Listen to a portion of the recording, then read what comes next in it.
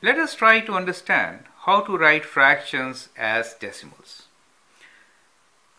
Explain how to write following fractions as decimals without using calculator. So we have 6 fractions on this sheet. You will notice that denominators of these fractions are either 10 or 100, multiples of 10. It is for a reason.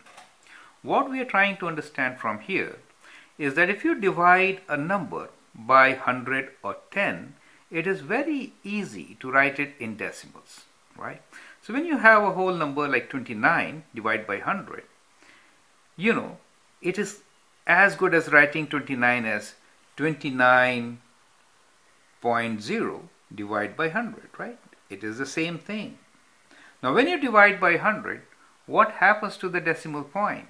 The number becomes smaller and the decimal moves 2 spaces to left. With the result, you get a number which is 0.29. Well, as you can see, you get 0.29. But it's a good practice to write 0 before the decimal if there is no other number. So that is how we can actually write a fraction as a decimal number, right? So you see, 29 over 100 is 0.29. We'll adopt the same method to do the next question, which is 7 over 10.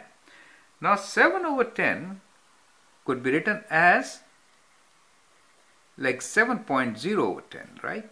So when you divide by 10, what really happens? Decimal moves 1 space to left, correct? So the number becomes a decimal here. It's good practice to write 0 before it, so it is 0.7. Do you get the idea? This is what we are going to do to convert fractions to decimal numbers. So let me do one more for you. Here you're dividing by 100. So imagine that we have a decimal here. It moves 2 spaces, 1, 2. So you get a number which is 0.61. Now it's a good practice to always write 0 before decimal if no other number is given. I hope you get the concept. Use the same concept, copy these 3 questions, do them yourself, and then check with my answer. You can pause the video for a minute. Okay, now my answers for these questions are 3 divided by 10 should be written as 0.3. 47 divided by 100 should be written as 0.47. And 1 divided by 100 is what? Well, that's tricky. Let's add some zeros here, right? And what are we trying to do? We are trying to move decimal 2 places to left. 1, 2. What do you get? You get 0.01. So that is the answer for the last one. I hope you appreciate it.